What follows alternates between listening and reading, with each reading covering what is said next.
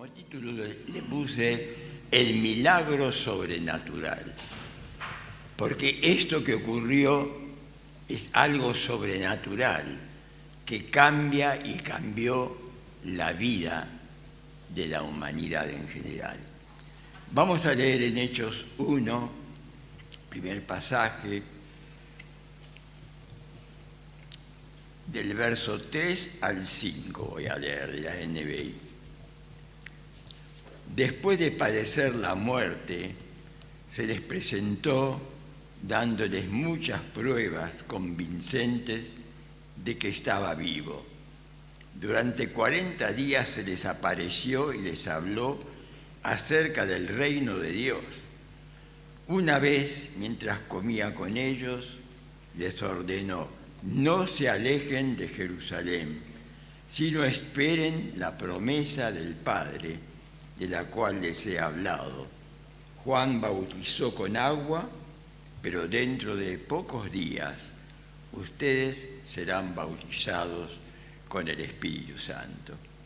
Y del verso 8 al 11 dice: pero cuando venga el Espíritu Santo sobre ustedes, recibirán poder y serán mis testigos, tanto en Jerusalén como en toda Judea y Samaria y hasta los confines de la tierra.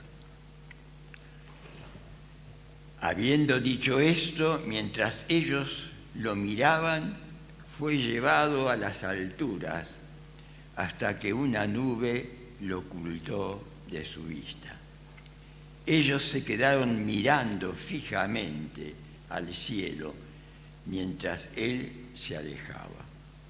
De repente se les acercaron dos hombres vestidos de blanco y les dijeron: Galileos, ¿qué hacen aquí mirando al cielo? Este mismo Jesús que ha sido llevado de entre ustedes al cielo vendrá otra vez de la misma manera que lo han visto irse. Ahora vamos al capítulo 2. Voy a leer del 1 al 5. Cuando llegó el día de Pentecostés, estaban todos juntos en el mismo lugar. De repente vino del cielo un ruido como el de una violenta ráfaga de viento y llenó toda la casa donde estaban reunidos. Se les aparecieron entonces unas lenguas como de fuego que se repartieron y posaron sobre cada uno de ellos. Todos fueron llenos del Espíritu Santo y comenzaron a hablar en diferentes lenguas según el Espíritu les daba, les concedía. Acá vemos lo que ocurrió. La promesa se cumplió. El Espíritu Santo vino. Pero prestemos atención. ¿Qué les dijo el Señor antes de irse? Estén juntos, estén unánimes y esperen la promesa. La promesa fundamental del Espíritu Santo es la base fundamental de nuestra creencia y el ministerio. Así empieza esta transformación sobrenatural de la conducta cristiana. Sabemos que ellos caminaron con Jesús, los discípulos, 3 años y medio.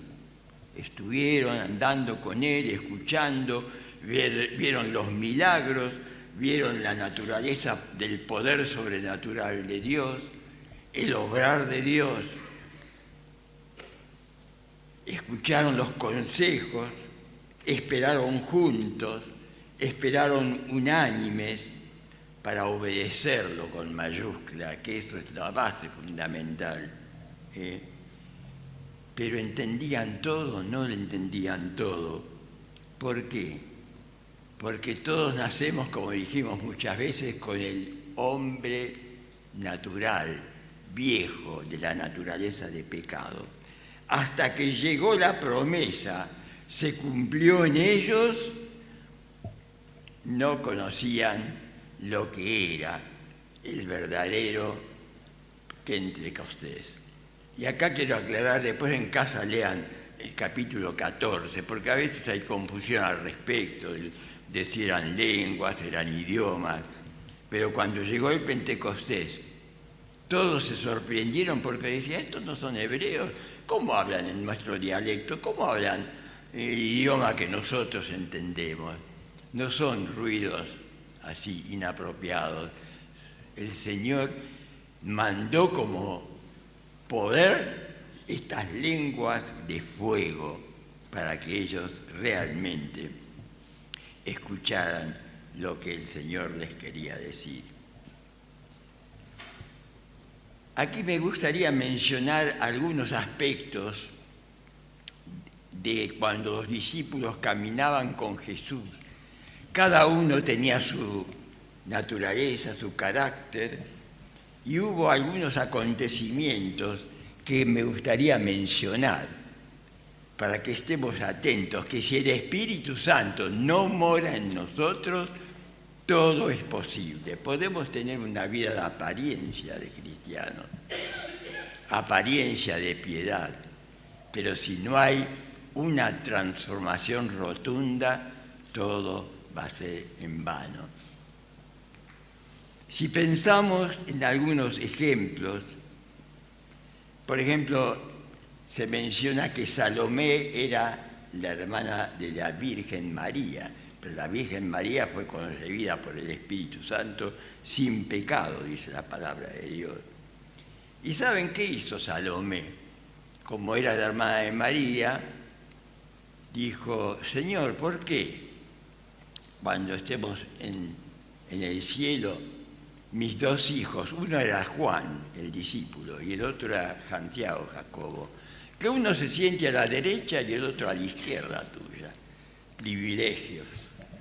Estaban buscando algún beneficio porque los comentarios dicen esta posibilidad de que era primo humanamente de Jesús. Y miren lo que le responde Jesús en Mateo 20:20, le dice, eso lo establecerá el Padre en los cielos. No es cosa mía, el Padre. Yo no me entretengo con situaciones humanas de la vieja naturaleza. El Padre lo va a decidir. El verso 24 dice, cuando lo oyeron los otros 10, de que Salomé le decía eso, ¿qué ocurrió? Se indignaron contra los dos hermanos, contra los Juan y Jacobo, que caminaban con Jesús. Escucharon 3 años y medio las palabras de esperanza y de vida eterna. Se indignaron contra los dos hermanos. El hombre viejo estuvo ahí presente. Todos los 10, dice, se indignaron. En San Juan 13, en las últimas cenas, ¿recuerdan qué ocurrió? Cuando Jesús en el aposento alto estaban cenando, despidiéndose ya para ir a sufrir y padecer por nosotros. Estaba, dice el apóstol Juan, el discípulo recostado sobre su hombro, y allí Jesús mencionó que uno de ellos lo iba a entregar. ¿Y qué hizo? Que conocemos el carácter humano de Pedro, impulsivo, reactivo. Le hizo enseguida seña a Juan. Preguntarle, ¿quién lo va a entregar? ¿Quién lo va a entregar si nosotros estamos caminando con él? Y él allí mencionó que iba a ser Judas. ¿Qué ocurrió con Pedro durante el ministerio? El que le dijo, pero pregunta, ¿quién lo va a entregar si nosotros estamos con él? ¿Cuántas veces lo negó Pedro antes de ser entregado Jesús? Durante el tribunal de Cristo, 3 veces, y Jesús le había dicho, antes de que el gallo cante, me vas a negar 3 veces. y él tuvo que llorar amargamente. Sin embargo, el viejo hombre seguía conviviendo con él, la parte humana.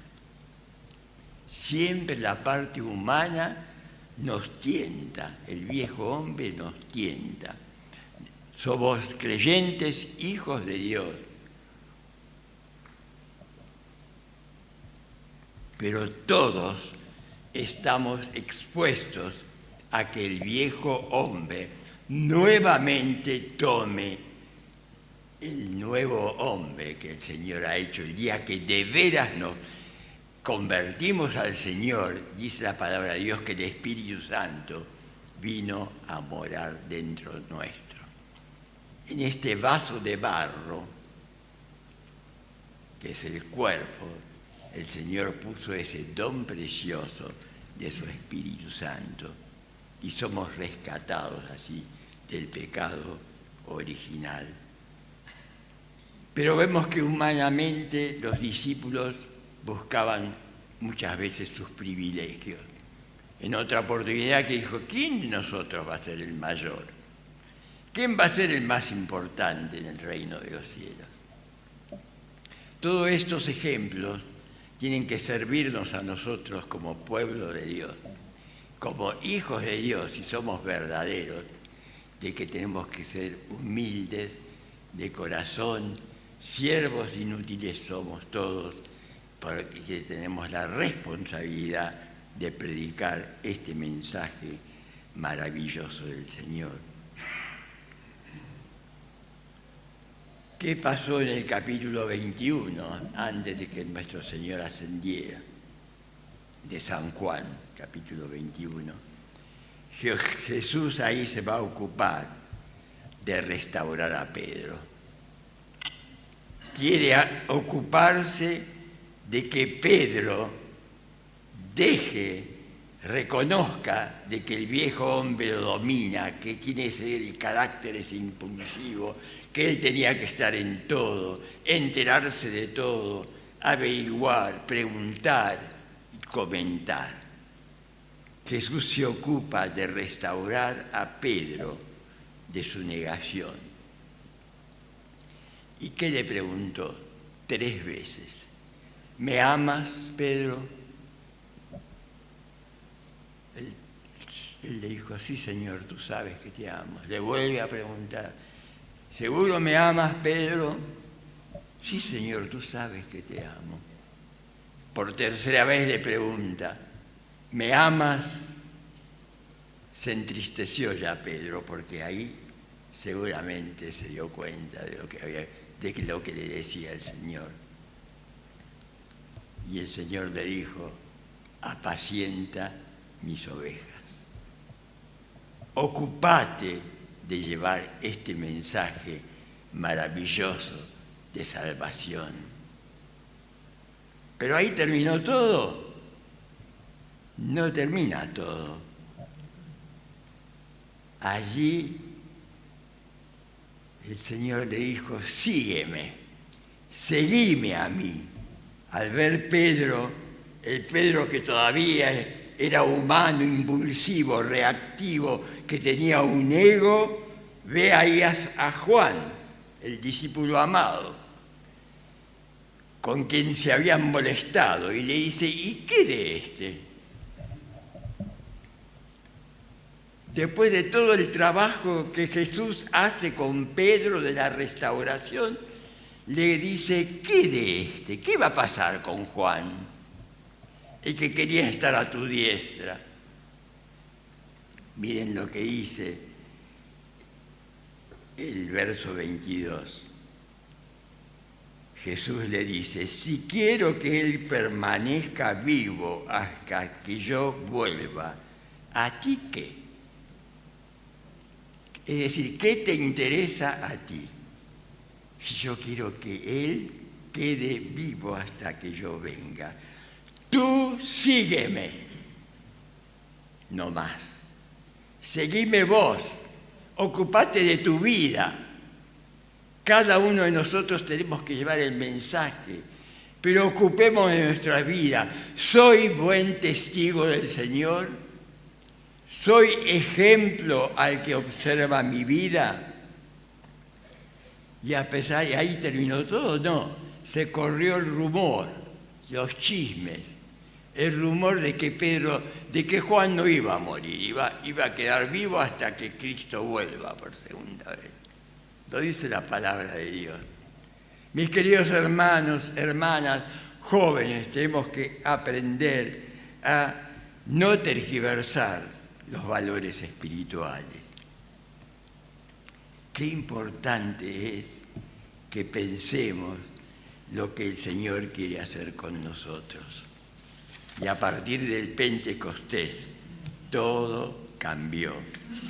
Todo debe transparentarse, la vida espiritual nuestra. Por eso quiero ahora hablar del apóstol Juan transformado por obra del Espíritu Santo. Vamos a abrir en Primera de Juan, capítulo 2. Voy a leer del 12 al 21. Quiero que mientras leemos y compartimos, hoy quiero que pensemos en nosotros, empezando de mí, no a una vida espiritual de apariencia, que cada uno de nosotros hagamos la autocrítica de cómo estamos viviendo la vida cristiana. Voy a leer este versículo de 1 Juan, capítulo 2, del 12 al 21, donde el apóstol Juan, muchas veces lo hemos dicho, en esa edad avanzada, en la vejez, lleno del Espíritu Santo ya, dice, os escribo a vosotros, le pongo, ¿no? Dice, les escribo a ustedes, queridos hijos, porque sus pecados han sido perdonados por el nombre de Cristo. Les escribo a ustedes, padres, porque han conocido al que es desde el principio. Les escribo a ustedes, jóvenes, porque han vencido al maligno. Les he escrito a ustedes, queridos hijos, porque han conocido al Padre. Les he escrito a ustedes, padres, porque han conocido al que es desde el principio. Y vuelve a reiterar, les he escrito a ustedes, jóvenes, porque son fuertes y la palabra de Dios permanece en ustedes y han vencido al maligno. El verso 15, no amemos al mundo, se refiere.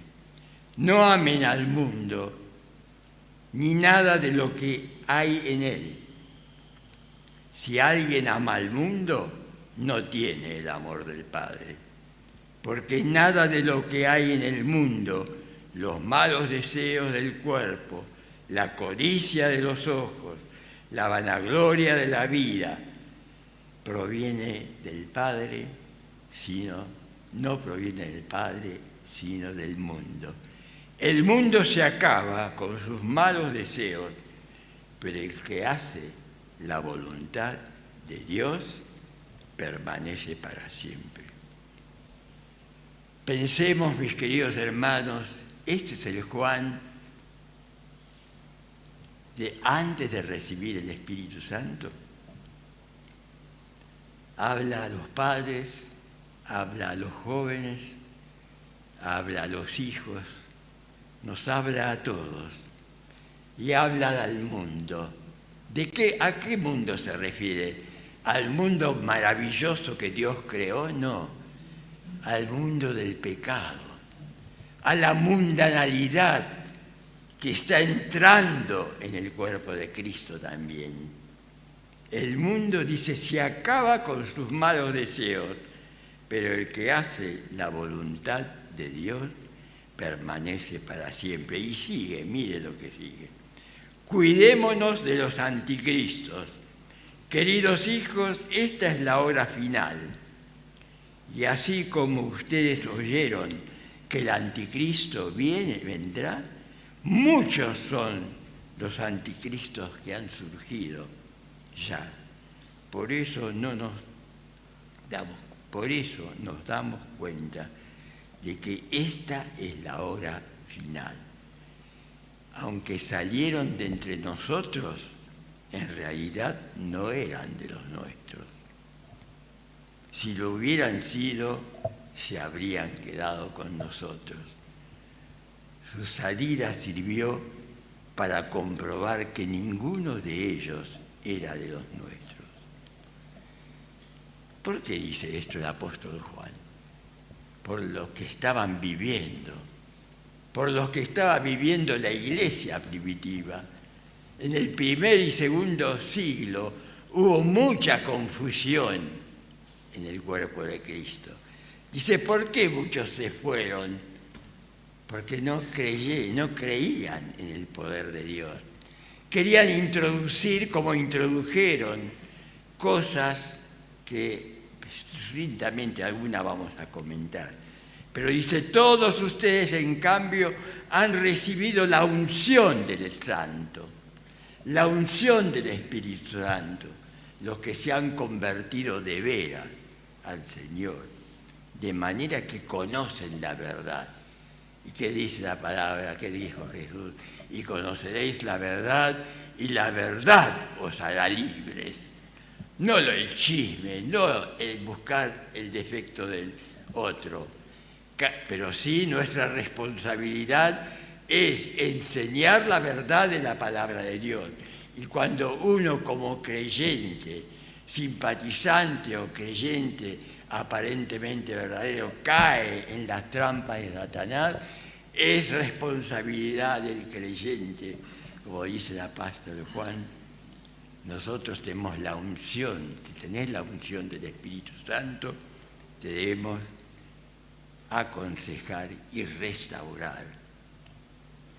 Por eso el apóstol Pablo en Gálatas que escribe, ustedes que son espirituales, restaurad a los que se pierden, a los que andan en caminos equivocados. Sin embargo, termino leyendo, dice, todos ustedes en cambio han recibido la unción del Espíritu Santo, de manera que conocen la verdad. No les escribo porque ignoren la verdad, sino porque la conocen y porque ninguna mentira procede de la verdad. Ninguna mentira procede de la verdad. Vemos que el estilo de la palabra, cómo cambió el apóstol Juan, cómo cambió Pedro después que llegó el Espíritu Santo. ¿Recuerdan el primer discurso de Pedro? No vamos a leer. En Hechos de los Apóstoles, ya no tuvo vergüenza, no tuvo que negar a Jesús, no se avergonzó. No dijo, no lo conozco, y tuvo que llorar amargamente, y se restauró después que recibió el Espíritu Santo. ¿Y qué hizo? El mensaje lleno del Espíritu Santo. Arrepentíos y bautícese cada uno de ustedes, y recibiréis poder de lo alto. 3.000 personas allí de veras se entregaron al Señor. Y vemos que el estilo del apóstol Juan simula al estilo del Evangelio de Juan, que es el que escribió el Evangelio de Juan. Primera de Juan ya acá totalmente transformado, pero en el Evangelio de Juan ya el Señor habla maravillosamente para los que tergiversaron el mensaje, que decían que la carne es una cosa, la carne es mala, los gnósticos que surgieron en el primer y segundo siglo, la carne hay que maltratarla, es mala, Dios es espíritu y los verdaderos adoradores en espíritu, en verdad, es necesario que le adoren. Sabemos que nuestro Señor resucitó con un cuerpo transformado, porque recordamos qué pasó en esos 40 días. Jesús abría la puerta y entraba, no, tenía un cuerpo ya incorruptible, que dice que atravesaba las paredes, atravesaba la puerta. Por eso el cuerpo, este vaso de barro, hay que cuidarlo también, no es que es algo inútil, que somos espíritu, somos cuerpo, alma y espíritu. Tenemos emociones, tenemos sentimientos, tenemos voluntad y tenemos decisiones. El verdadero creyente, una vez que acepta al Señor en el corazón, recibe el Espíritu Santo, tenemos que vivir como Dios demanda de nosotros. Y decir, arrepentíos y bautícense y conoceréis la verdad. Y esa verdad os hará libres. Por eso el apóstol Juan, en la epístola de Juan, hace algunas referencias para que no nos olvidemos. Voy a leer algún versículo.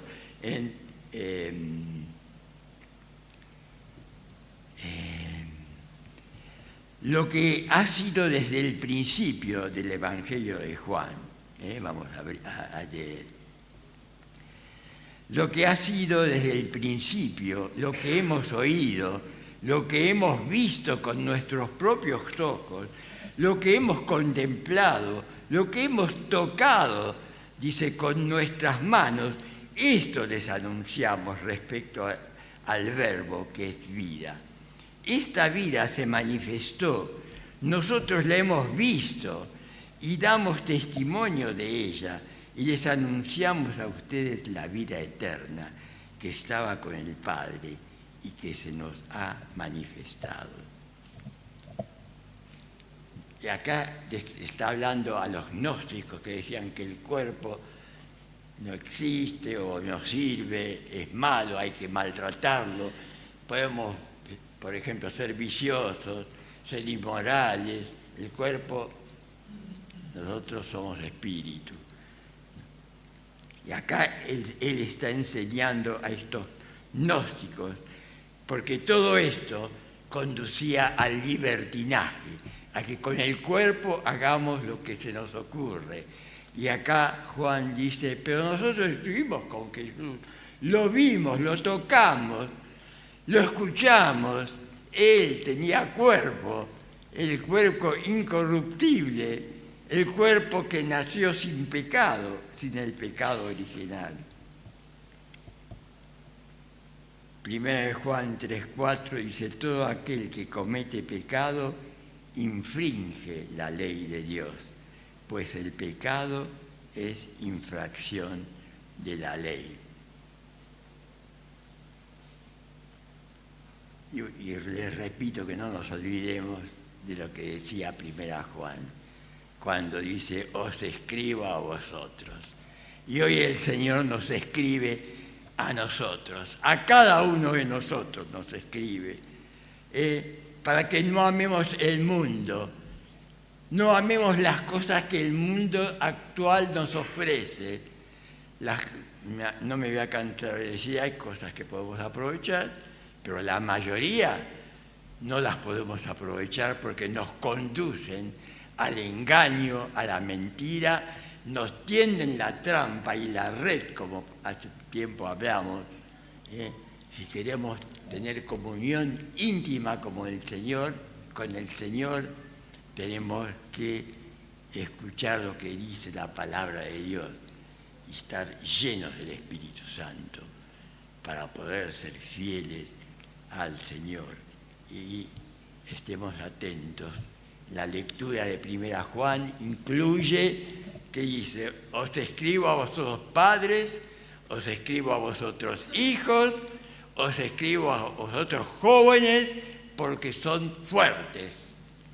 Seamos fuertes para el Señor y débiles para el pecado. Lejos del pecado.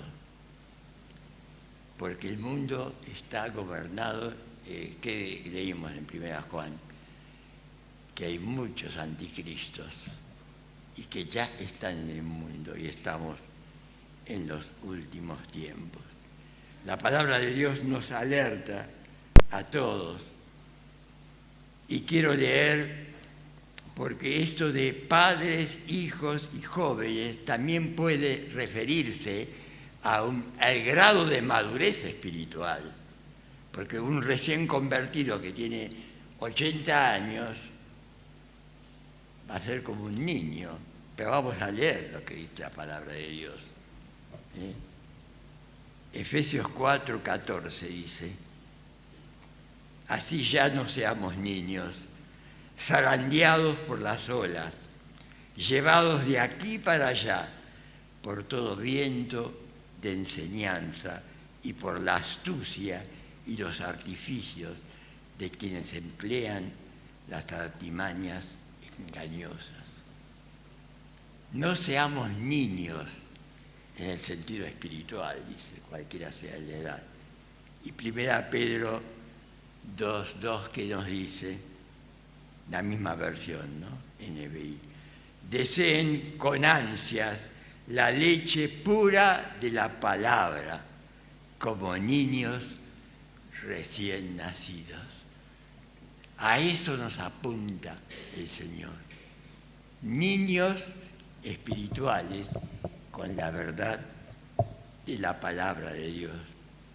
Y eso, mis queridos hermanos, lo debemos aplicar a nuestras vidas diarias, a cualquier edad. Por eso el apóstol dice: les hablo a ustedes, hombres y mujeres, les hablo a ustedes mayores, a ustedes jóvenes que son fuertes, a ustedes hijos, que de niños ya pueden comprender el mensaje. No amemos al mundo de hoy. Pensemos en el mundo creado por Dios antes de la caída, antes de ser engañado. Ese mundo maravilloso, estos paisajes maravillosos, pero vemos cómo está el mundo hoy. Hasta la naturaleza creada está hablándonos de que estamos viviendo en los últimos tiempos.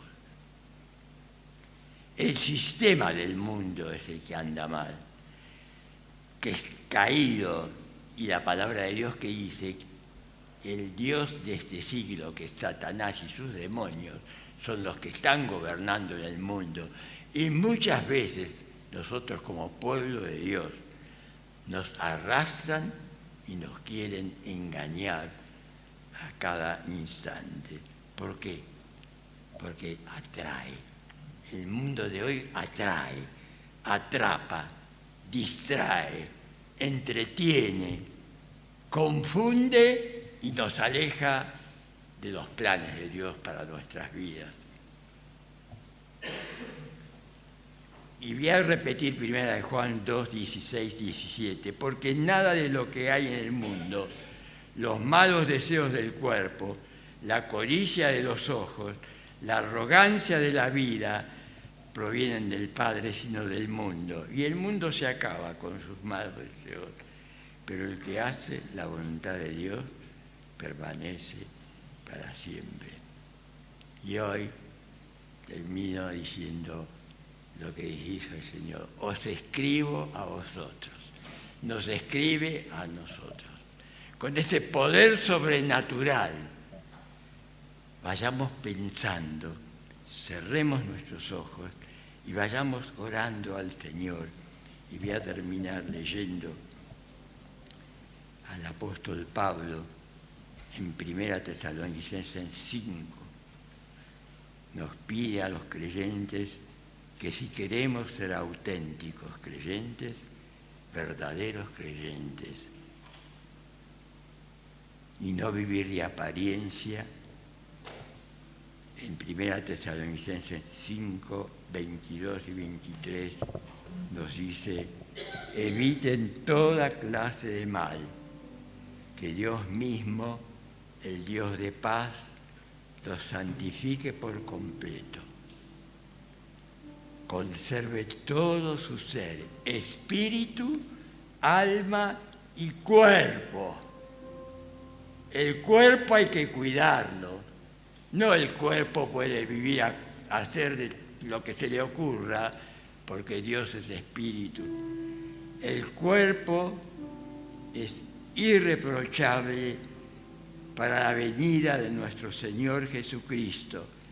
El que los llama es fiel y Él así lo hará.